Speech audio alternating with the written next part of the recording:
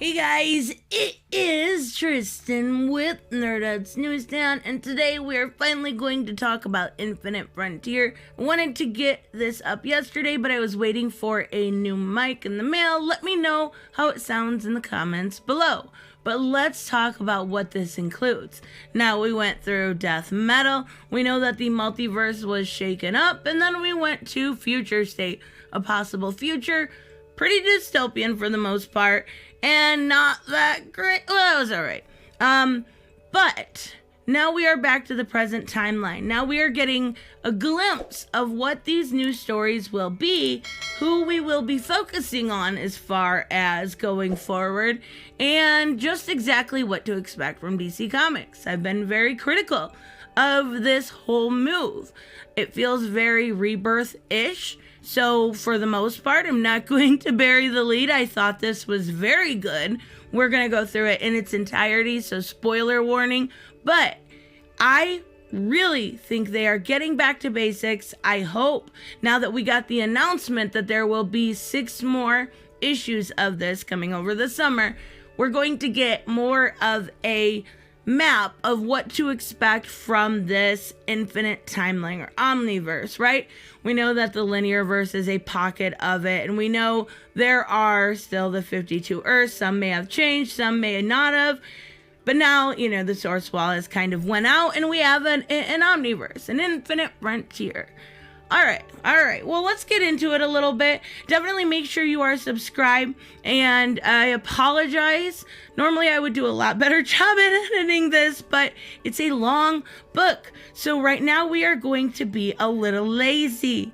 We have a bunch of great stories. Now we start off with Diana, and she sacrificed herself, right? We know there is going to be some sort of cost, and that's really what her main worry is. She enters the infinite frontier, and we see the quintessence. Now, the quintessence, I thought this was really cool. It almost felt like a kind of throwback to what we've seen in Kingdom Come. Mark Waid created, and Alex Ross created the quintessence, I believe, in Kingdoms number 3. I could be wrong about that, but I know it was done during that era.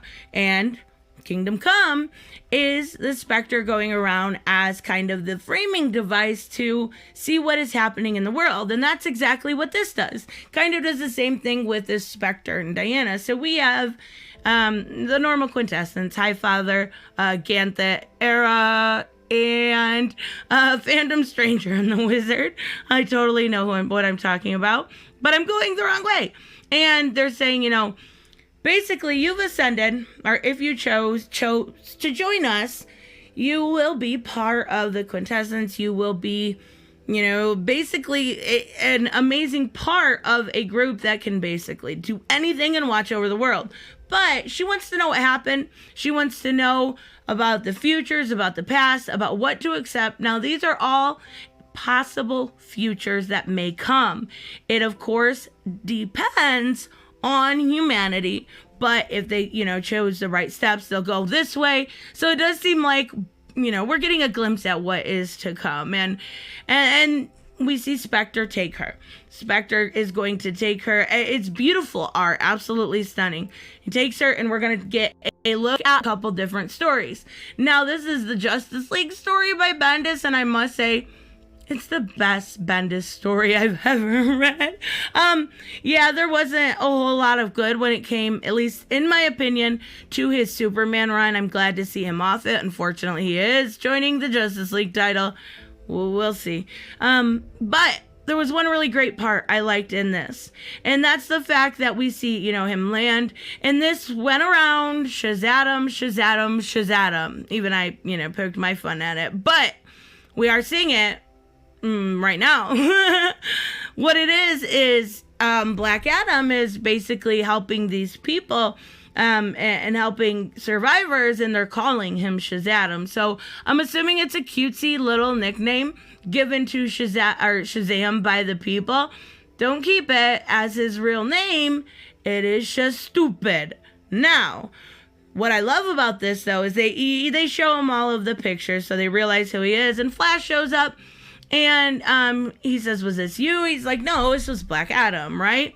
And he's like, well, what's going on with Black Adam? He says, well, maybe he wants to be good now. Maybe this is who he is. And Flash, of course, being Flash, is like, no, you think that about everyone. And this is so Superman to me. And that's why I love it so much. He thinks the best in them. And Flash just says, oh, to be you. I love that hope springs eternal. I think I'm a little bit similar when it comes to optimism. And unfortunately, that's not always good. But, yeah, you get burnt a lot with that. But I do like that, oh, to be you, when it comes to being hopeful. So, a lot of this, a big part of this, a big chunk of this, is definitely the Batman-esque stories or the surrounding characters. Now, this was, originally called, and I believe it's still called, they didn't actually name it, but it's called A-Day. And it's the day, that this massive attack happened. Now we see a character here, and he's just, doing his normal job, right? And until he goes and then you realize there is some sort of attack going on. This character's name is Mahoney, his last name, right? I do believe they give him a first name at the end, but I don't remember. Well, regardless, what I wanted to say about it is the fact that there was an older character named Margaret Mahoney. I'm wondering if this is either A, her son, or quite possibly, more than likely, even with what happens at the end, and we'll get there, this is the origins of Peacekeeper #1. That's my best guess. I really do think it is. I went back and looked at some of the future state titles, because you'll see his leg blown off and stuff here in a little bit. Not to ruin the surprise, but you can't tell. They made it very clear and very well placed that you can't tell anything. Anything at all. But even so, Bane is dead, right? Well, everyone is dead, and it very much so looks like a Joker attacked. Now, we see this kind of cutesy moment with the bad girls fighting, right? And we got Cassie and Stephanie, and they're saying, come on, you have to say it. You have to say it, Oracle. And then she says, Batgirl's on my signal, go. I love it, and I love this little add-in here. And when Huntress says, this reminds me of something, maybe I should call Dinah. Maybe it's something about birds. Love the little stuff you put in. Now, she does say that it feels good to be back behind the desk instead of being grounded and, taking on people as Batgirl. Now she can reach more people. She can do more good, and she can talk to everyone and know where stuff is going on at all the time. Plus, it helps keep the pressure off her spinal implant, which I don't think is an issue really. She's been fighting with that, even though she did tear it out in a badass moment in Joker War. But they realize there's an attack going on, and we see the Fox family playing chess. This is Tim, call me Jace Fox, and we see Grifter show up, and he says, get to the panic room right now. Right now. There has been an attack on Arkham, and it's Code Green, and obviously Code Green, get it, Joker, da-da, chink. I love it. And we see Nakano, who I am just so quickly learning to hate just immensely. I don't like the character at all, and you're not supposed to. You're not supposed to like the character. So, we see Montoya saying, it does seem like Joker's kind of attack. Maybe he's using time to our advantage, but it's very quick for the Joker. Now, I'll tell you right now, I don't think it is the Joker. I think it is either A, Simon Stank, who we will see in just a second, or Nakano himself setting this up to look like the Joker to put fear into the citizens of Gotham. And pretty much, we see Batman come in. And I love this picture. Absolutely stunning drawing. Beautifully done. And he basically tells Mahoney that he's on his way, right? And that's when we switch. And that's because Diana is feeling her mother's sadness. She is feeling that. And she wants to check in on her. And as she does, she says, she can see just what is going on with her mother, how sad she is. Even though she remains tethered, she still feels that interconnected nature. So we see everyone kind of already fighting for the title of Wonder Woman. Now, I The only complaint I have about this, and I am excited for these titles, but I do wish we see, I think, Philibus and Nubia here. I wish we would have seen maybe Donna or Cassie just fighting for the title. Even if they lost, include them. I think it would have been nice, though I don't have an idea what Cassie is doing with the Teen Titans, so, or Donna for that matter. I guess they are off at the academy, so I take that back a little bit. But regardless, so we see them all fighting for the title, even though Diana has just passed away. Well, basically, if you are worthy, they're lining up to see who can win, and they say, Hippolyta says, you're going to look at Medusa. If you are worthy, you won't turn to stone. If you do, you will be entombed in this petrified form. And well, you see everybody basically running away, and all we have left is Nubia. And she gets to the box. Diana doesn't want her to. She opens up the box, and basically Hippolyta had this plan the whole time, knowing that the person that was brave enough to face Medusa would also be good enough to be Queen of Themyscira. And that is the role that we are now seeing Nubia in, because Hippolyta will be joining the Justice League and taking over as the Wonder Woman mantle. Now, I kind of honestly wish it was the other way around personally, just because I wish Nubia could get a little bit in the spotlight, for one. And not like Hippolyta's old, I get it, she's part of the Linearverse, but she's just been in the role of queen for so long. I can't see her in the Justice League. They brought her out for Endless Winter and stuff, but I don't know. I'm going to give it a chance. I hope it's good. So we see another Wonder Woman, but this time this is Yara Flor, and she's younger. She's talking to her auntie, and she's not happy, but she is heading to Brazil. She's from Boise, Idaho, and she's heading to Brazil to find out about herself. She wants to know the truth of her upbringing, who she is, why she's there, and we see her uncle's happy for her. Her aunts obviously raised her. She's going to be sad. She's going to want her. What I love is this right here. It's silly, but her shirt says pugs, not drugs. Like this, that little bit of added detail makes me smile. We see him take, a selfie, say cheese, and she's off, right? Well, see, bugs, not drugs. How freaking cute is that? I need that sweatshirt. I need to check Amazon. Now, we see people following her here. I mean, it could be the Amazons. It very well could be. My guess is the Bonham McDowell. I'm guessing they're keeping an eye on her and seeing what she's doing. It could even be the League of Assassins. I very seriously doubt it. My guess is the Bonham, or maybe Amazons. I don't know. I don't know why they would be keeping an eye on her. But this right here, this design, for this, it's a cape, but it goes under and ties under her boobs. So freaking pretty. So let's talk about the Green Lantern, Alan Scott, right? And I think everyone knows he was gay on Earth 2. He was a straight man for years in classic continuity. And he had 2 kids, I believe 2 wives. I want to say 2. But we're going to get the story of him talking to his children, to Jade and Obsidian as grown adults, and telling them a story of what, is going on with him.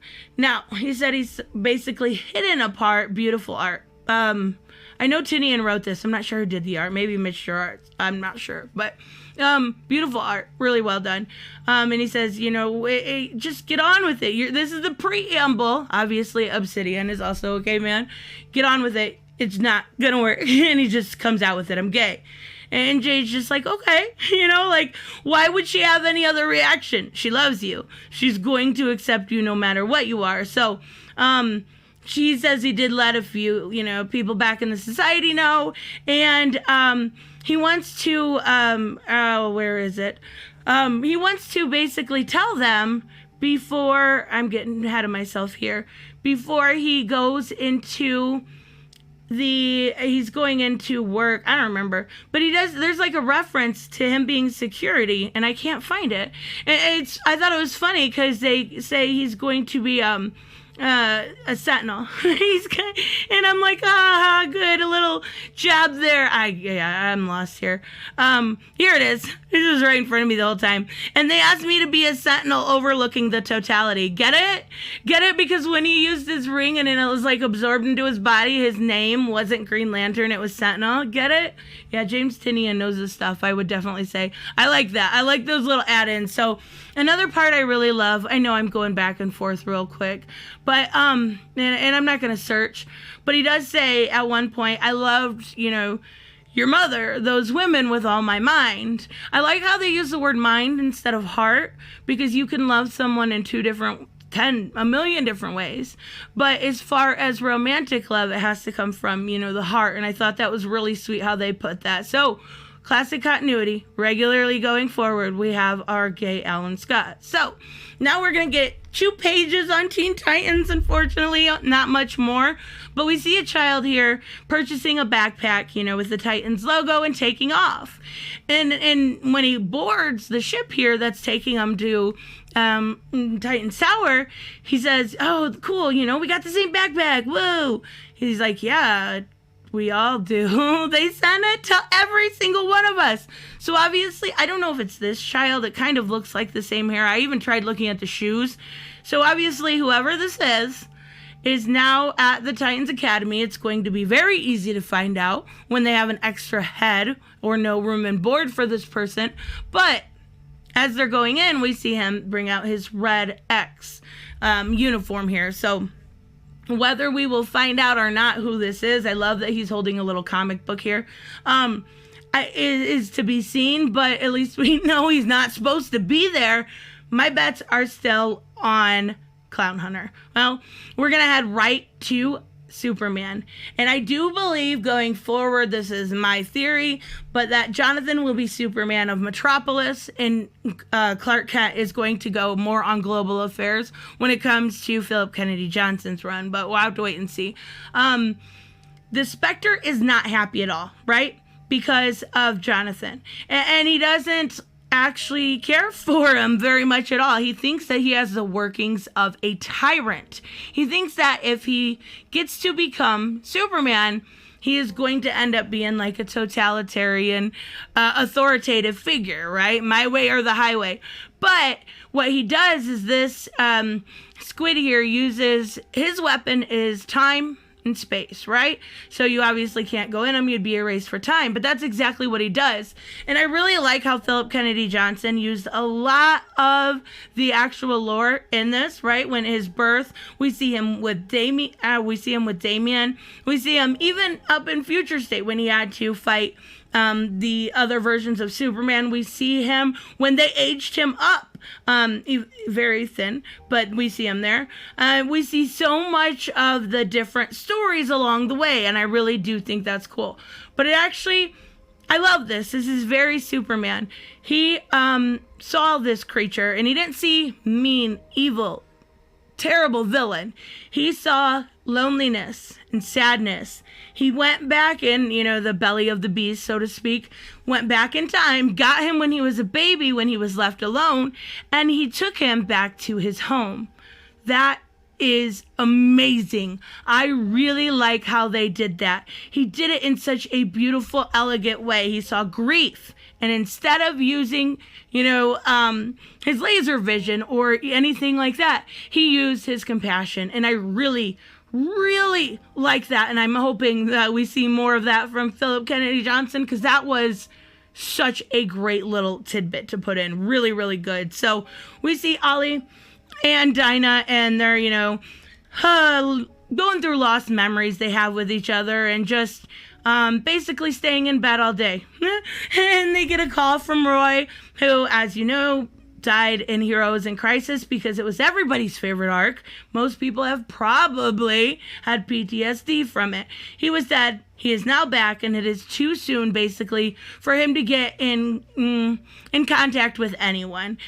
I love Stargirl. I was so excited when I knew this story was coming when I seen it in solicitation. So, Stargirl is actually coming to the CW again in the summer. I'm so fucking excited, and Jade will be there too. So Courtney, she's basically taking on a villain named Midas who can turn anything to gold, but he's robbing a bank. Tell me how much sense that way makes. But Stripe shows up, her stepdad Pat, and basically says, you should have waited for me. And I love this right here. I already know what he's gonna say. You should have waited for me.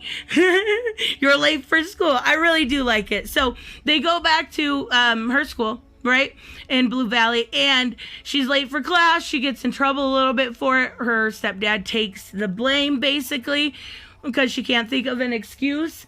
And he gets a phone call as he's leaving and says, the soldiers, they need you. And she says, what happened? And he said, it's a reason to ditch school. I love their interactions. It's such a wholesome book. It's so sweet. And the way he does the fatherly relationship, Jeff Johns does a great job. But we are going to see this story coming up in, I believe, May in the Spring Break Spectacular, I think it's called. I'm not sure exactly. So from cute and wholesome to dark and gritty, we go back to Batman. And we see that he is trying to clear the air with these to get the Joker toxin out. But in order to do so, you basically have to burn off what's there. Well, he didn't notice that Mahoney didn't notice there was 2 nurses still left alive. And yeah, fire and oxygen do not mix well at all. There will be a massive explosion. Massive. So we see a little bit of what's going on with within Gotham as he rides to the Arkham Asylum, and we see I'm not sure here, but we see I'm sure this is Clayface. I'm not sure what he's holding. And we see Clown Hunter, right? We get a glimpse of what everybody's doing. I love Ghostmaker, such a great new character. And as he finally, and then we get to see Alexis Punchline actually in jail still. So, see, I don't know who that is. Oh, it's Damien, duh. Took me a second there. But regardless, Mahoney goes in to save the girls because if this reaches it, they're gone, right? So he goes in and he grabs the girls. And this is such an awesome fucking moment because as he reaches the girls and gets them out of Arkham and safe, he has now lost, a leg and an arm. He's bleeding out. And all his main concern was did the nurses make it? Like, this is really cool. I don't know if he actually dies. That's why I'm thinking he's going to be Peacekeeper 1 if they're able to save him, have prosthetics. That could very well be it. But this part's so sad. As Batman's holding him, he's like, I'm going to go to sleep now. Like, oh, right to the freaking heart. Anyways, we see Batman go in and the cops are telling him to stop. Basically, Nakano said, no, you're not going in there. He's like, there's people in there. I'm going in to get them. You can shoot me if you want, but I'm going to save the people. 17 people still left. So this is our first Simon Saint encounter. Now, if you remember, I said this was going to be the man that does the magistrate program. And as he's talking here, we see who he's talking to, and it's Scarecrow. And he basically asks, is Gotham ready? Are they scared enough to give up every single human right that they have in order to feel safe? And he says, no, they're not nearly scared enough, but they will be. And he looks really, really cool. I'm pretty sure Jimenez did that, and that's beautiful. But we see the Guardians, they're heading towards the Guardian. And I'm a little weary about this storyline as far as it goes. I will check it out, but I don't particularly care for anything I've read from Jeffrey Thorne as far as Future State goes, and I don't know. I just don't think he's very talented and coherent sometimes. So basically we see Simon and we see John here heading towards the Guardians, and at the same time they're taking Kelly, who is Teen Lantern. She's learning right now about the history of the Green Lantern, which I thought was really cool, that they are making her learn that. They want to know basically why this gauntlet works for her. And as they head in, right before they get in, they call her up. And I think it's funny because she says, oh, I was just getting to the part about the crisis. Like, honestly, which one? There's only been, a few.